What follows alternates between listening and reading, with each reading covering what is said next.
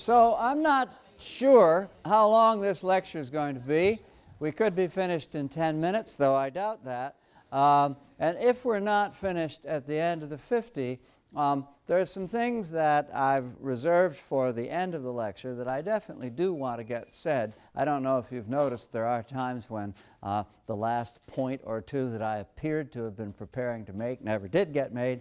But in this case, I want to make sure that they are made, so that if I don't finish today, or if I still have a point or two to make, I'll definitely be taking up those points at the beginning of Thursday's lecture. All right, now, the African-American tradition of literary production is rich and long-standing. As Henry Louis Gates tells you, the first really rather important poet in the tradition, Phyllis Wheatley, is an American colonial writer. The flourishing of the slave narrative form begins in the 18th century, continues into the 19th.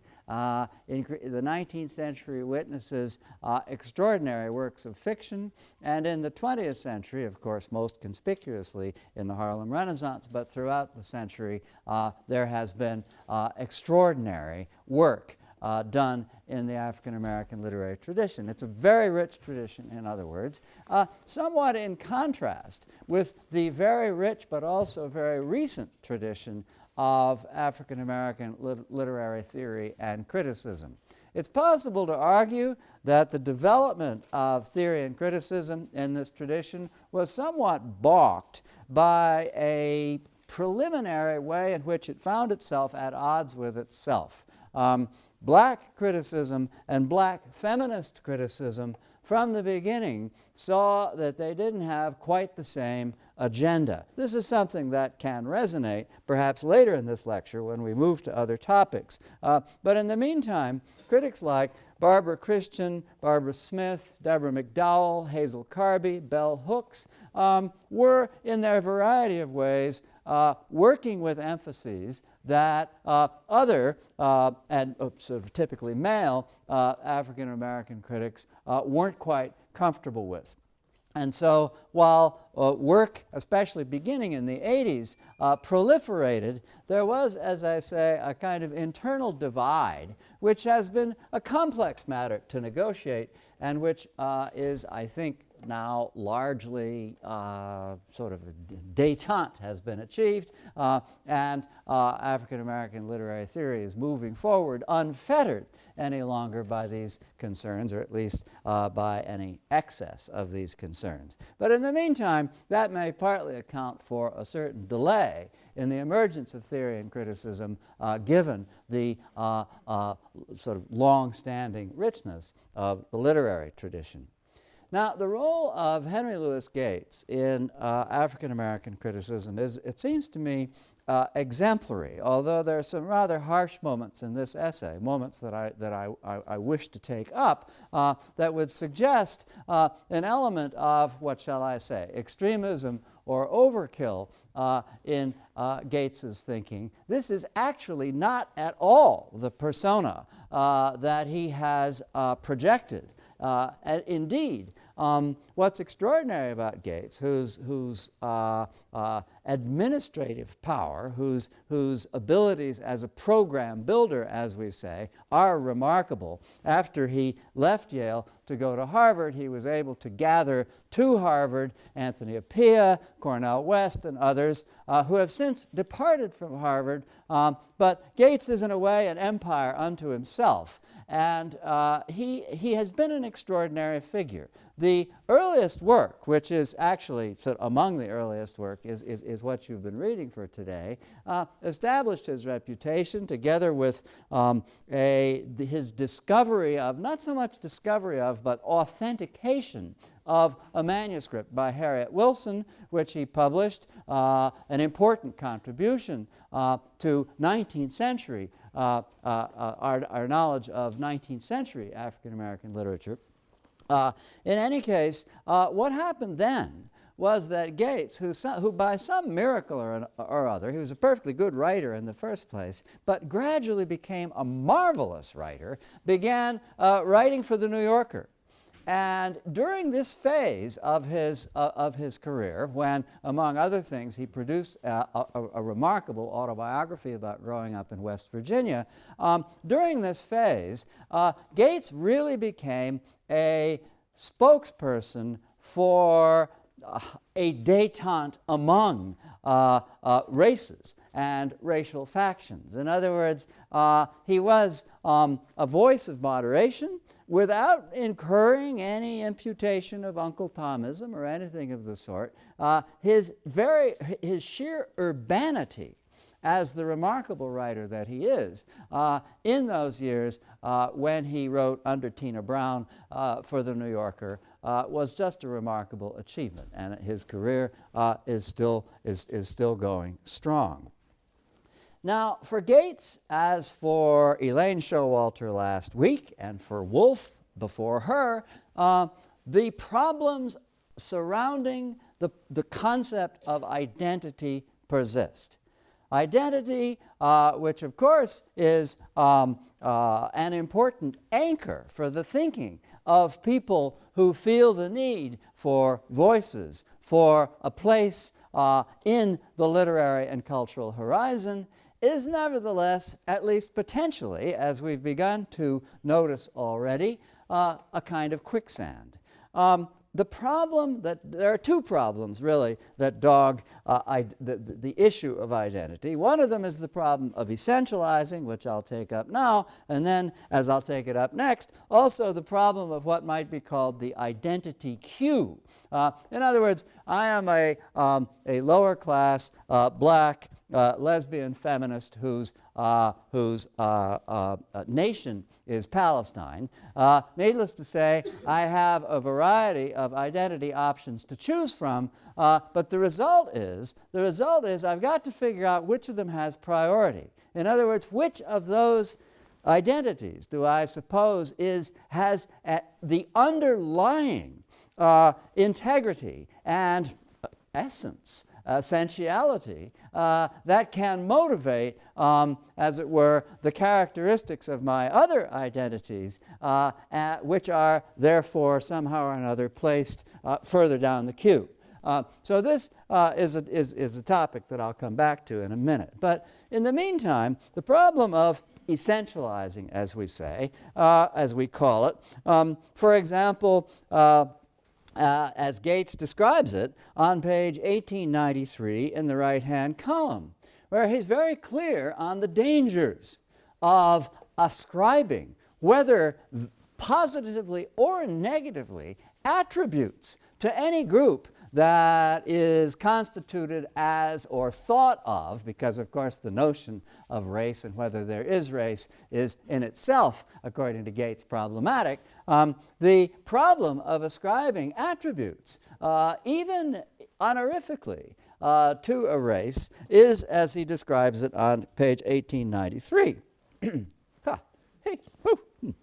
The sense of difference defined in popular usages, finally my voice is changing. The sense of difference defined in popular usages of the term race has been used both to describe and inscribe differences of language, belief system, artistic tradition, gene pool, and all sorts of supposedly natural attributes such as rhythm, athletic ability, cerebration, usury, and fidelity. In other words, obviously apportioning out stereotypes to the various groups that may come forward as candidates to be races, and pointing out that all of these stereotypes do nobody very much good. So the problem of essentializing, which undergirds the wish to make manifest the existence of race, because think about it. On the other hand, Gates seems to be divided in the beginning of his essay between a certain candor about race, as in the work of Hippolyte Taine that he describes, in which race, milieu, and cultural moment are considered the key determining issues of any kind of artistic or cultural production. He says, well, at least race is being talked about, while at the same time obviously wincing away from the implications of race and from the belief that there is such a thing as race, which goes all the way back to Montesquieu and others. In 10, nevertheless, he's rather cheerful about the fact that at least race is being discussed, unlike the 20th century when the whole thing is swept under the rug and a kind of ersatz and hypocritical politeness prevents anybody from talking about such categories at all and gives rise to the idea that we all exist in the same great tradition, that work either belongs to that tradition or if it for some reason seems egregious or outside the tradition, it just can be shoved aside and neglected. That's the supposition of the 20th century when folks don't talk about race. And so, you know, the very question whether it is an issue is part of this problem that is dogged by the more complicated issue of essentializing. For example, suppose, and of course you've been reading about this in Showalter as well, suppose you ascribe positive value to what another person might call a stereotype. This is what the important Francophone African poet Sangar does, as Gates says at the top of page 1901, the right-hand column.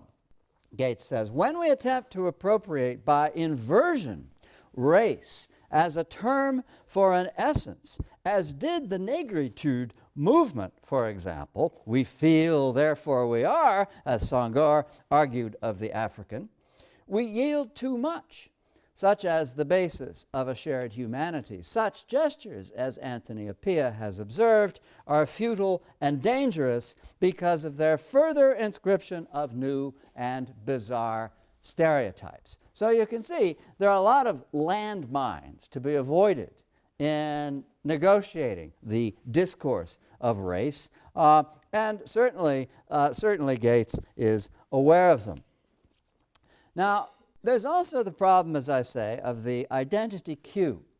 And Gates himself may have a little difficulty with this, at least from time to time, because, as I said at the beginning, he does have this sort of uneasy détente with feminism in the African-American critical tradition still to work within.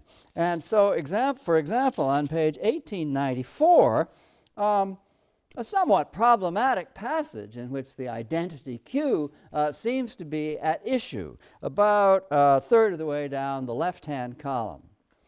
He says, the sanction of biology contained in sexual difference, simply put, does not and can never obtain when one is speaking of racial difference. Yet, we carelessly use language in such a way as to will this sense of natural difference into our formulations. So what he's saying is, in biological terms, there's definitely a difference between the sexes. But in biological terms, there is not necessarily a difference among the so-called primary races. So that, at least when one speaks of women and men in the feminist tradition, one has to come face to face with the problem of actual difference. Whereas when one speaks of black and white in the traditions of discourse about race, one isn't actually talking about a genuine difference at all. And therefore, the discourse with the greater integrity of the two is the one which is about differences that are absolutely ephemeral, as opposed to the one which is about differences which, whatever one thinks of them and whatever one wants to make out of them, are nevertheless essential.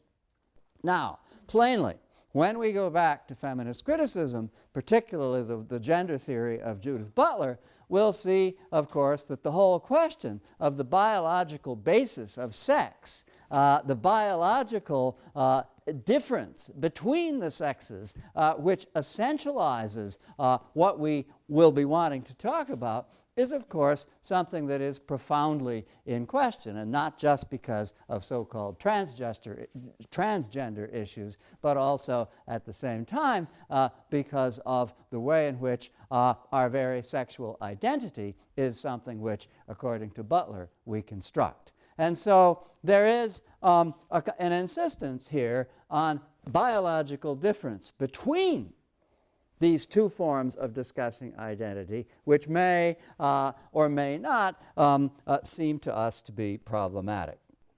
Now, I think this is the point at which we can see the importance of the extraordinary essay that I've also asked you to read by Toni Morrison. You know her best, of course, as a novelist, but she's also a distinguished critic, as she has been a distinguished editor of other important work. And here, it seems to me that her reflections in some ways give us a sideways exit from the predicaments that I've been talking about, the problem of essentialism, the problem of the identity cue. Because what Morrison wants to say, and I think she borrows here particularly from the famous discussion of the master-slave dialectic in Hegel's Phenomenology of Mind, what Morrison wants to say is that that identity isn't so much a question of what something is, but rather a question of what it is not. She says it's not that we should be so much preoccupied with what it is to be black, but rather as we think about the way in which being black is inscribed within the white tradition, as we think about that, we need to think about what white is not. In other words, as she says repeatedly, about black as absence, as negation, as negativity, and that we have to understand the absolute, and this is where she derives her argument from the master-slave dialectic, the absolute necessity in the construction of white identity for there to be, as an absence, as a lack over against white identity, the existence of the African American, and more particularly for the better part of the American cultural tradition of the slave. Let me quote then from her essay on page 1795, the left-hand column, where she says, construction of black, this is third of the way down, construction of blackness and enslavement could be found not only in that construction of blackness and enslavement could be found not only the not free, but also the projection of the not me. The result was a playground for the imagination. What rose up out of collective needs to allay internal fears and rationalize external exploitation was an Africanism, a fabricated brew of darkness, otherness, alarm, and desire that is uniquely American. And then she points out that although her subject is the American tradition, there also exists a European Africanism with its counterpart in its own colonial literature. To reinforce this, she takes a remarkable example, which must have reminded you, those of you who know Faulkner, of Thomas Sutpen, at least reminded you in some ways of Thomas Sutpen, of this character Dunbar, who actually rose up not so much out of the swamp as out of the Scottish Enlightenment, and came to the United States, and according to Bernard Bailyn, the historian from whom she takes this information, who became a transformed character. I won't quote to you the long passage from Bailyn's text, which makes what Morrison wants to take from it clear, but rather from what Morrison summarizes of it on page 1796, the top of the right-hand column. I take, says Morrison, William Dunbar to be a succinct portrait of the process by which the American as new, white, and male was constituted. It is a formation that has several attractive consequences, all of which are referred to in Bailyn's summation of Dunbar's character and located in how Dunbar feels within himself a power, a sense of freedom he had not known before. This is uncannily parallel, by the way, to the rationalization for slaves in Greek culture. The Greeks always said that the reason they had slaves was so they could be free. In other words, so that the home or ruling population was liberated, in the case of the Greeks, from performing the daily necessities that are life-sustaining and keep us going. In other words, to be free, according to the citizen of the Greek polis, is to be free from work.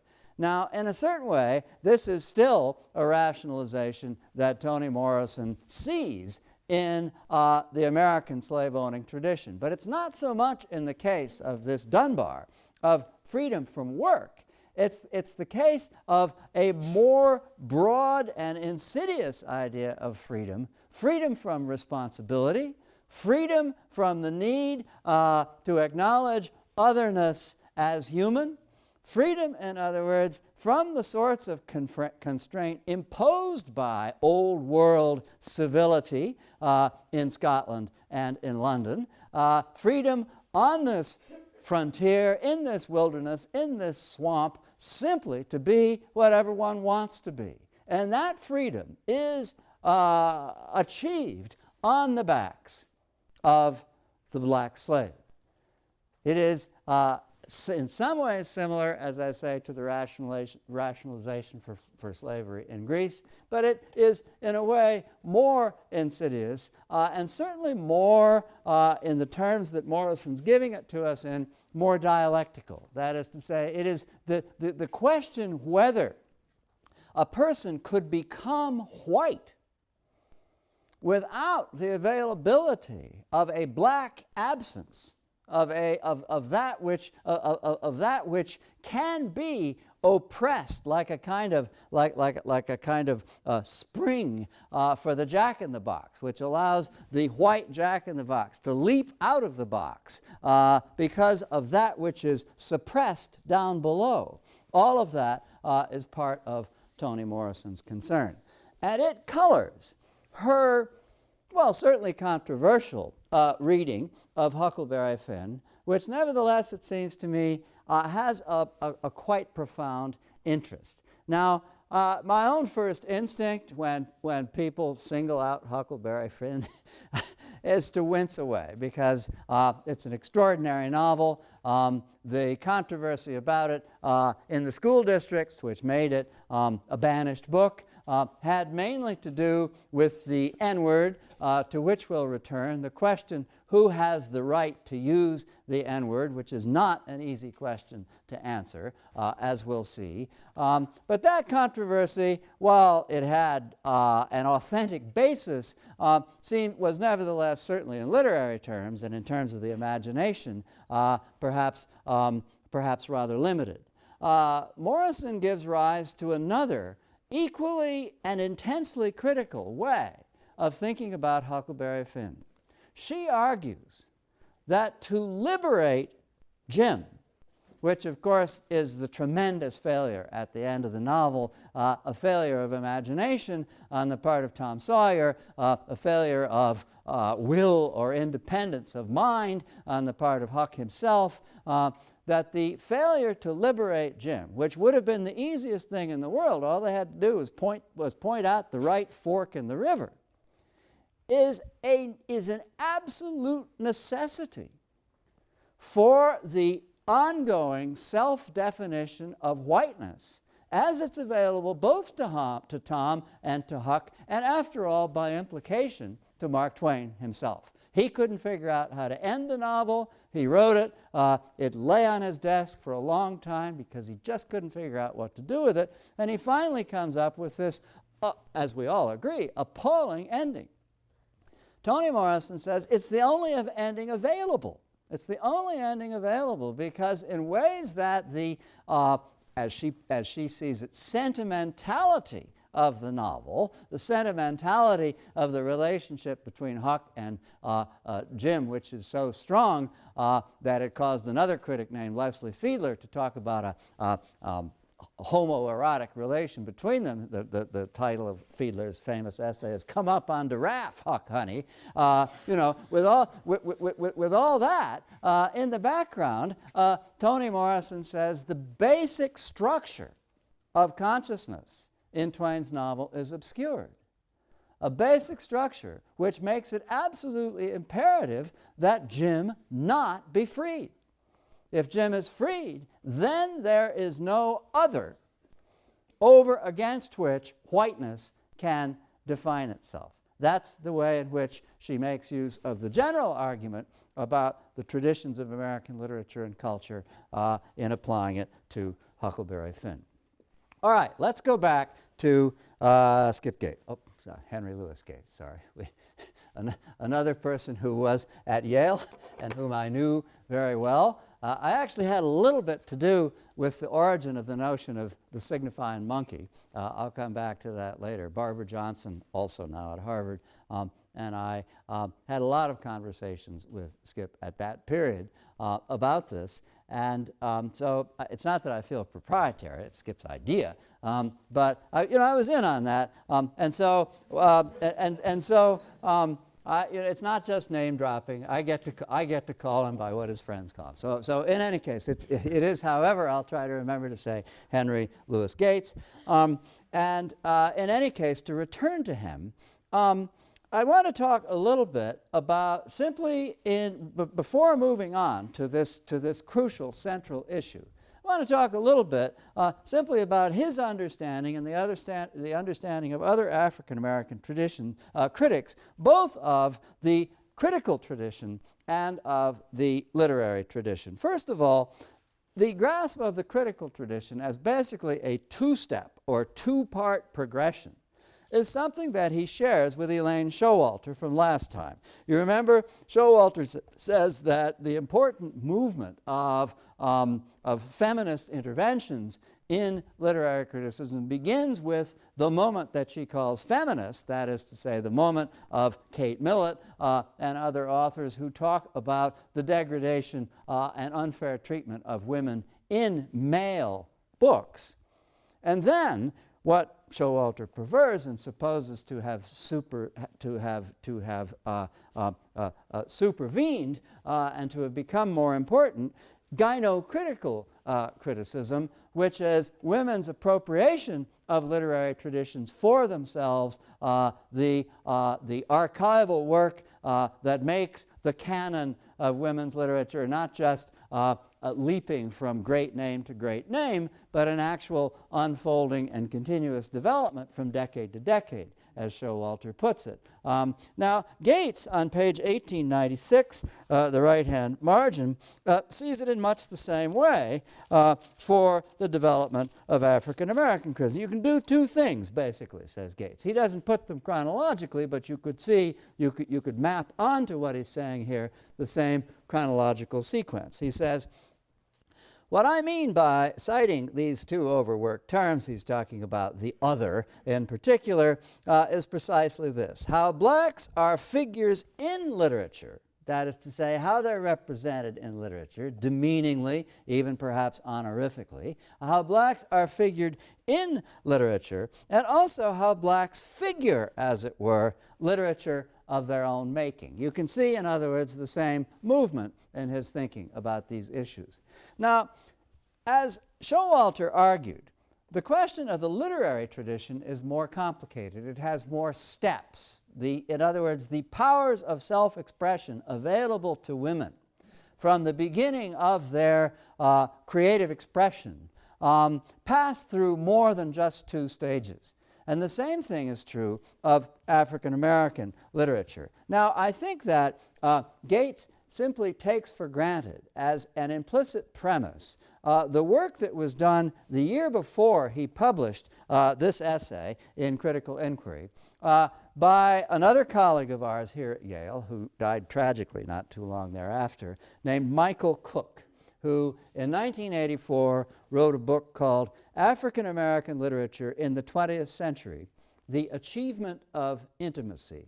And Cooke argued in his book that the history of African American literature passes essentially through four stages. It begins with what Cooke calls self-veiling.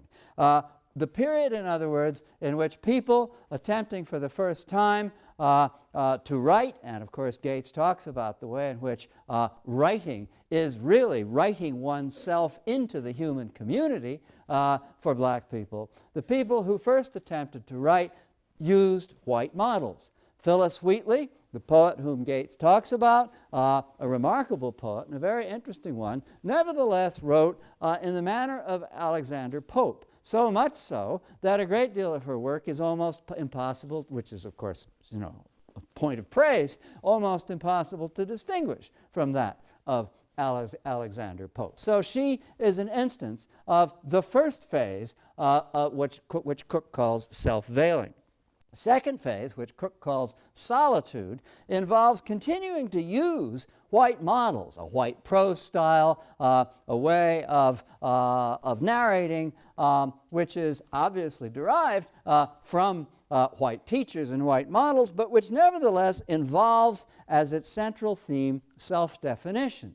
Here you might want to think of Douglass and of slave narratives in general, where the emphasis is on being taught by white people, but nevertheless the tension which exists and which founds and governs the possibility of self-liberation and self-freedom. In other words, the slave narrative as an ongoing form partakes of this second phase in the development of African American literature as Cooke understands it. Thirdly, there's what Cooke calls kinship, a literature in which African Americans reach out to each other, identify themselves as a community and not as individuals struggling to be free, but rather as a community. And Cooke identifies this phase with the experimentation with dialect and a way of narrating and poetizing, which involves a self-conscious insistence on verbal and linguistic difference. You can think of many of the poems, for example, of Langston Hughes in this regard, and of a great deal else that goes on in the Harlem Renaissance. So that's the third phase, kinship. And then the last phase, and what I'm going to want to say is that Gates doesn't think we've reached this. In other words, the point of disagreement between Cooke and Gates is precisely about this. The last phase, which Cooke calls intimacy, is the freedom to expropriate any and all models, not, in other words, to insist necessarily on one's own creative paradigms as a racial tradition, to expropriate anything that comes ready to hand. Ellison's Invisible Man, for example, is a masterpiece of high modernism. It takes freely, in other words, from whatever traditions come to hand and are most readily available for the kind of work that Ellison wants to do. Cooke identifies this, perhaps rather optimistically, with what he calls intimacy. In other words, a merger, a finally achieved merger of traditions such that, and this is plainly the ideal of Virginia Woolf as well, such that one no longer has to write as a spokesperson. One no longer needs to be concerned for thematizing the kinds of identity that out of which one's writing has arisen. One can write just anything one wants to. In other words, the utopian vision of no matter who I am, having access to absolutely any forms and themes I care to work with. That is the vision of Michael Cooke, which Gates, I think, unfortunately, rightly feels that we haven't quite arrived at.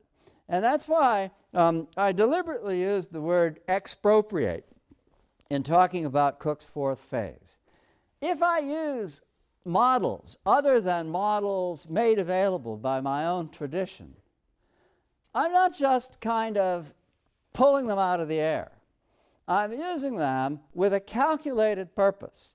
I always have something in mind in choosing the model that I choose. we're not, we're not really quite at intimacy, because self-definition is still at issue. You can talk about the high modernism of the invisible man all you like, but think of what the invisible man is about. The invisible man is still about what it means to be black. What is it? So what is passing? What does it mean, in other words, to have this racial identity? So that, traditions, manners, styles have been expropriated, but at the same time, the business of writing as an African American continues. And it is as much, after all, a question of self-definition as it has been hitherto. So that, as Gates sees it, continues to be the issue. We use other models. We need to make them our own. Otherwise, we're just colonized by them. And after all, we're back in phase one, right? We're back in self-veiling because, after all, Phyllis Wheatley used other models. Phyllis Wheatley actually aspired to the idea that she was just a poet. She could write about anything she wanted to write about. The Tears of Niobe and the painting by Richard Wilson, whatever it might be, she could write about it because she was just a poet. That was her great aspiration, was to be received not as that amazing thing, a young black slave woman who could write. She wasn't interested in that. She wanted to be a poet. And so, in a certain sense, you can see the problem. If intimacy is achieved in the fourth phase, well, then that's finally just the realization of what Phyllis Wheatley wanted in the first phase. And we have to admit, for all of the complicated reasons that these critics go into, that this is not a moment which can be said yet to have been achieved. Okay, now this brings us to Gates's key concept. What does it mean, and what is the advantage of to expropriate other people's traditions? More particularly the white tradition. And here Gates is, after all, thinking primarily about criticism. How can we do theory and criticism in the white man's language? How can we expropriate for ourselves the white man's language? And the necessity of bending language to one's own purposes is what is emphasized in the remarkable epigraph on page 1891 that Gates takes from Bakhtin. This is, it seems to me, as central a passage in Bakhtin, by the way, as anything that we studied when we were actually reading Bakhtin. And I'd like you to make note of it because I think it really can illuminate a great deal that's going on in Bakhtin that we didn't perhaps fully articulate at the time. This is what Bakhtin says. Language, for the individual consciousness, lies on the borderline between oneself and the other. The word in language is half someone else's. To become one's own, it becomes one's own only when the speaker populates it with his own intention, his own accent. And you can hear Gates wanting to emphasize that word accent. His own accent. When he appropriates the word, adapting it to his own semantic and expressive intention. Prior to this moment of appropriation, the word does not exist in a neutral and impersonal language. It is not, after all, out of a dictionary that the speaker gets his words. How true, how true. It is not, after all, out of a dictionary that the speaker gets his words, but rather it exists in other people's mouths, in other people's contexts, serving other people's intentions. It is from there that one must take the word and make it one's own.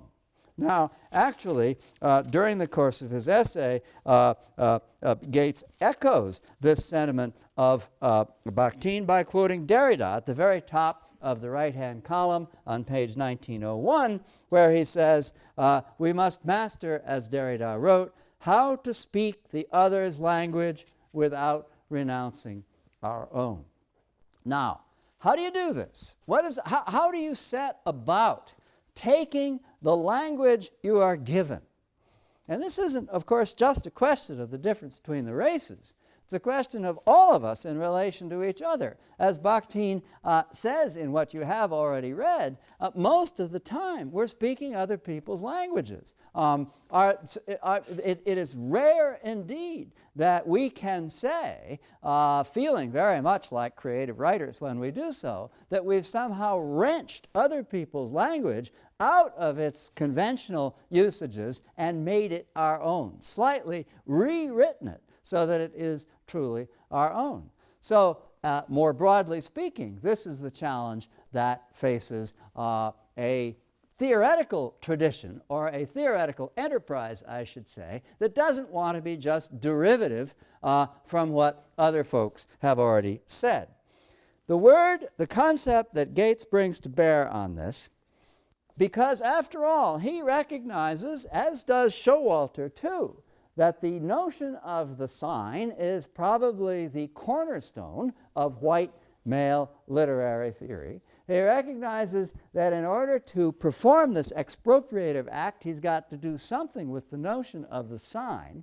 And so he talks about the way in which one can signify on something. He introduces it very quietly on page 1900, the right-hand column, just seemingly in passing, near the top of the right-hand column, since writing, according to Hume, was the ultimate sign of difference between animal and human, these writers implicitly were signifying upon the figure of the chain itself. Notice the accent. You don't necessarily pronounce the G. They were signifying on the chain. And of course, the great chain of being, which is hierarchical, is very different from the vertical chain of the chain gang, isn't it? It's very difficult. It's very different from the chain that holds slaves together. That's part of what it means to signify on something. The signifier, at least allegedly, the signifier in the white male theoretical tradition is just a kind of placeholder in a play of linguistic differences. The question of the underlying sociological and cultural basis of this play and of the way in which this play takes shape isn't taken into account, again, allegedly, because, well, you know, in ways that you can probably grasp from what we've said all along. This is slightly to oversimplify, but this is the position taken up. And in any case, you therefore need to take the signifier and signify on it. Well, what is it to signify on something? This is an expression that Gates takes from the trickster tradition, the tradition of African storytelling in which the weaker is also the smarter, and the monkey, or Ananke the spider — some of you may remember the songs of Raffi from your childhood about Ananke the spider, in which the monkey or the spider tricks the big bad guys, the elephant, the lion. All the bad guys get tricked because they're stupider. And the little guy is always able to signify on them, to trick them, to lie to them, without their realizing what's going on.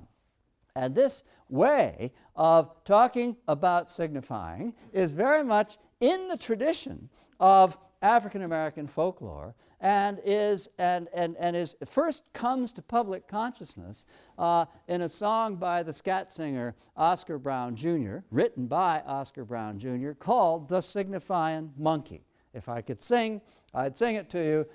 Fortunately, I can't sing, but you can. It became extremely popular and was picked up by various instrumental jazz groups, and was a staple in the jazz tradition of the 50s and 60s. In any case, Oscar Brown Jr.'s notion of the signifying monkey is where Gates takes his essay's title from, and which is where also he gets this idea of taking somebody else's discourse out of its context and insisting on bending it into an African-American context. In other words, a context which is one's own and not just the context one is given. Now, the other example of signifying on that Gates gives is the culminating example of the color purple and the conversation about getting the man out of your eye, which is a way of taking back a problem that exists even within the African-American tradition. As Gates has been pointing out, Wheatley and later Rebecca Jackson, take their models of education and self-development from white male figures who have taught them how to read. And in each case, of course, this is pernicious because the existence of the white male figure is very much still in your eye. You got to get the man out of your eye, at least according to the dialogue Gates quotes from The Color Purple.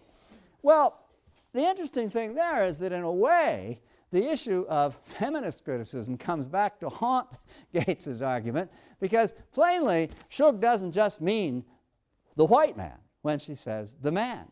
A big issue in The Color Purple, of course, is the emergence of a possible feminism from social constructions that aren't just defined by race. So that when Gates says, the man, which all of us recognize as shorthand for the white man, can be signified on by an African-American tradition, making it a term of opprobrium, right? Get the man out of your eye.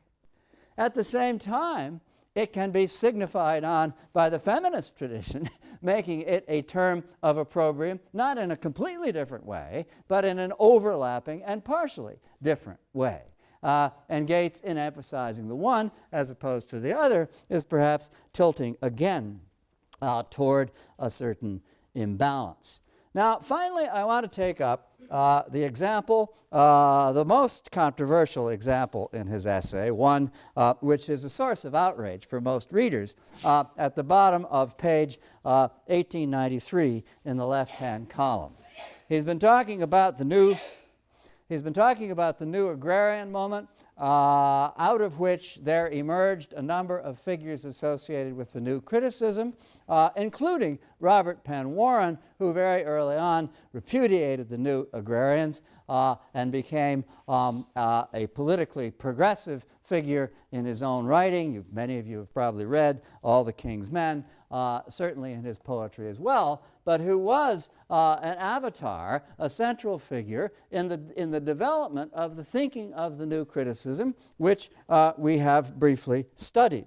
Now, Warren wrote a poem called Pondy Woods, which is quoted completely out of context by Sterling Brown, and unfairly out of context in the passage, which I'm not going to read because I don't think I have the right to speak the N-word, and so I'll just have you look at it. But then, and I'll come back to that in a minute, and then the Sterling Brown's response is also recorded there for you.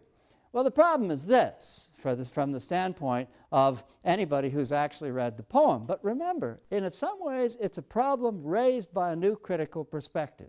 And I'll explain what I mean in a minute. That expression is spoken by a buzzard or vulture from, I forget whether it's Tennessee or Kentucky. The episode takes place in northern Louisiana.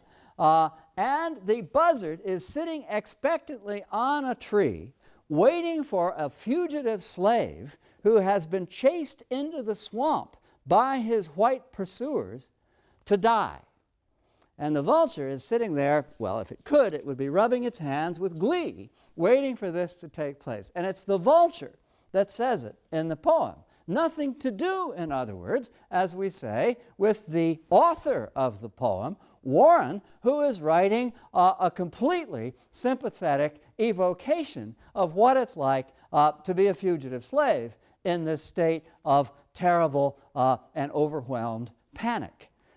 And so it seems completely unfair, and it is, I think, unfair as Sterling Brown took it up and as Gates then perpetuates the idea in his own reference. The one thing I would add, however, is that it's a new critical idea that we invoke to say that it's unfair. It's the new criticism in which Robert Penn Warren was a participant that tells us we shouldn't confuse speakers in poems with authors. In other words, an author is someone, according to the new criticism, who's dispassionate and who introduces dramatic voices, even in lyric poems, voices with which we are merely confusing ourselves if we associate them with an author. Now, this is something that we just take for granted when we read poems. All poems for us are, to some degree, dramatic monologues on the model of Browning and others in the 19th century. We read them that way now. But it is, as I say, a new critical idea. And it comes back to the question, who has the right to use the N-word? It's a frequent sort of term used on the street, as you know, in African American culture, used almost with a certain fondness as a form of mutual greeting. But at the same time, it is a term that continues rigorously to be rejected as available to anyone other than someone who belongs within this community. And so that issue lingers. It's an issue that Warren, because of course he wrote long before this sort of controversy began to arise around the word. The controversy really boiled over precisely at the time of the banning of Huckleberry Finn from public schools. And so there's a kind of innocence, perhaps, in Warren's use of the word. But nevertheless, in the critical tradition, it's a question, who has the right to use it? And this gives use, perhaps, to the suggestion of a certain insularity in the thinking of the new criticism. Use any model you like, the model of the Freudian unconscious, the model of the political unconscious. In other words, we've been reading a lot in this course about our never quite saying what we mean to say, of our never quite being fully in control of our discourse because it bubbles up from the unconscious. Right? Now, if you take a model like this, even though it's a nasty buzzard from Kentucky that's saying what Gates quotes, nevertheless, there is an author, and it has bubbled up from the unconscious of that. Well, what are you going to do with that? There's a kind of impasse there. We feel distinctly and vividly and even bitterly, because I love Warren, I love Pondy Woods, and I also am something of a new critic, so we feel a bitterness about the expropriation, the signifying on what Warren says in this fashion.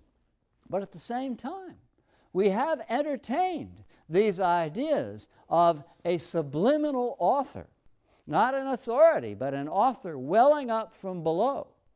And if that's the case, then we have to worry a little bit about how an expression like that got into the poem afterwards, after all. And so that too, I call it a lingering problem because it strikes me as one of those moments when probably would have been better if Gates hadn't followed Sterling Brown, one of those moments when there is a kind of overkill in the zeal of argumentation, but which at the same time we can't absolutely dismiss out of hand for the variety of reasons that I've mentioned. Okay, I'll leave it there, and we'll return to many of these issues in a new vocabulary and in new forms when we read the examples of post-colonial criticism on Thursday that you've been assigned.